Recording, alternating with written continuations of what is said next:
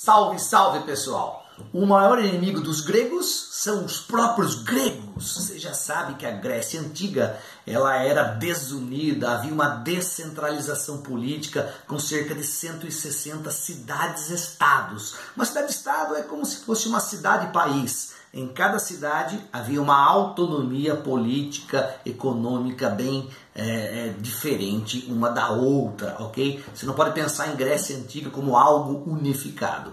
E também você já estudou aí com seus professores de história, em minhas aulas inclusive, que Esparta e Atenas eram duas cidades muito rivais, cada uma com suas características ali. Enquanto em Atenas, por exemplo, era uma cidade cosmopolita, admitia-se, aceitava-se um comércio internacional, desenvolveu-se a democracia, amplos debates filosóficos. Em Esparta prevalecia o xenofobismo, o ódio ao estrangeiro, uma economia basicamente agrícola. Em Atenas era uma economia marítima. Havia muito, o sujeito espartano ele era lacônico, é o contrário daquele que fala muito. O lacônico fala pouco, somente o necessário.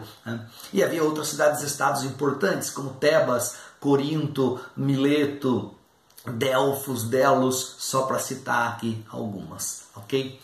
Muito bem, só que teve um momento que as cidades-estados gregas se uniram. Para quê? Para lutar contra um inimigo comum poderoso que estava chegando, sim, os persas. Os persas, para quem não sabe, é o atual Irã.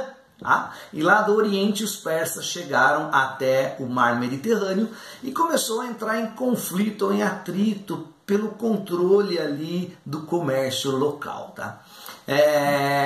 O filme 300, eu indico aqui para vocês, é bem legal, tem 2 filmes, o primeiro eu achei mais bacana. O filme é um pouco mentiroso, mas é um filme bacana. Mentiroso por quê? Porque ele retrata os persas como um povo bárbaro, extremamente violento, sem cultura, etc. Mas não é isso não, tá?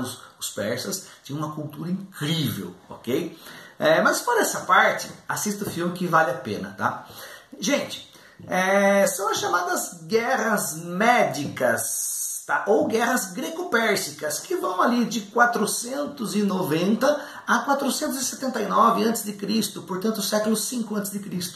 Mas a paz ela só é assinada bem depois, lá por volta de 448 a.C., ok? Muito bem, os persas vieram em várias levas, algumas pelo território da Macedônia, né? O território ao norte da Grécia, e veio também pelo mar. E aí nós temos um destaque para 3 grandes guerras, tá? A Batalha de Maratona, a Batalha de Termópilas, que mostra lá no filme 300, e a Batalha de Salamina, que mostra no segundo filme de 300, Ascensão e Queda, ok? E uma quarta batalha importante é a Batalha de Plateia. Bom, essa união dos gregos surgiu o efeito, eles venceram os persas que recuaram. Apesar da vitória grega, as cidades-estados estavam todas destruídas. E então tem-se uma ideia. Funda-se uma liga ou uma confederação de Delos. E qual era a função dessa confederação? Reconstruir a Grécia, manter um exército permanente. Caso os persas resolvessem voltar, os gregos estariam preparados. Acontece que, nesse momento, Atenas se destaca como uma cidade muito rica e poderosa e começa a fazer ali o seu imperialismo, dominando todas as outras cidades-estados gregas. Descobriu-se posteriormente que Atenas estava pegando dinheiro de Delos, né? Porque ali havia um acordo, todas as 160 cidades-estados contribuíam anualmente com uma quantidade ali em ouro e prata, para que Delos fizesse a administração geral. Só que Atenas desviou esses recursos. Por isso que Atenas tem o seu auge. É um momento em que Atenas está muito rica e poderosa, onde se constrói todas aquelas belezas arquitetônicas que hoje estão em ruínas, mas que você conhece, como por exemplo as Acrópolis, a Acrópole, o teatro, enfim, beleza? E quando Esparta descobre isso, se retira da confederação e monta uma liga rival, a Liga do Peloponeso. Então nós vamos ter cidades-estados aliadas de Esparta e cidades-estados aliadas de Atenas. É nesse momento que você tem a famosa Guerra do Peloponeso, ali por volta dos anos 430 a.C. É a Guerra Civil Grega. Por isso que eu comecei a aula dizendo: o maior inimigo dos gregos são os próprios gregos, que nunca se entenderam. Apesar de haver uma cultura única, politicamente, nunca conseguiram ser unidos, né? Eram rivais, ok? E essa guerra foi sangrenta, ela dura ali cerca de 27 anos, causou a destruição das cidades-estados, apesar da vitória espartana, que vai ter um predomínio ali, né? Uma liderança muito passageira. Depois vem Tebas, também tem uma liderança muito passageira.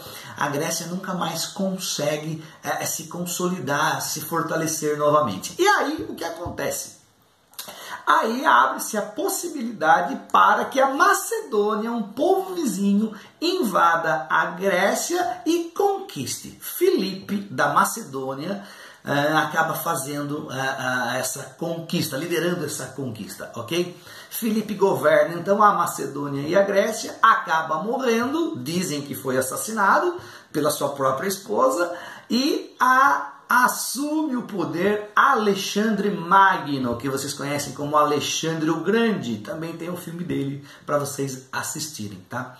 Alexandre Magno, então, com 20 anos, se torna o líder dos macedônios e dos gregos. E ele consegue uma façanha. Ele uniu os gregos, coisa que nenhum grego conseguiu, precisou de um macedônio unificar os gregos. Mas é interessante, né? Apesar de Alexandre ser da Macedônia, ele foi educado nos moldes gregos. Ele teve professor, por exemplo, Aristóteles, né? Foi um dos seus grandes mestres, um grande filósofo, Aristóteles. E quando Alexandre une os gregos, ele decide invadir a Pérsia. Então agora ocorre o contrário. Antes a Pérsia veio, agora os gregos atacam a Pérsia. E aí ele tem uma conquista gigantesca. O Império de Alexandre foi um dos maiores da antiguidade. Só vai perder para o Império Romano, mas mesmo assim vai ser pau a pau ali em tamanho territorial.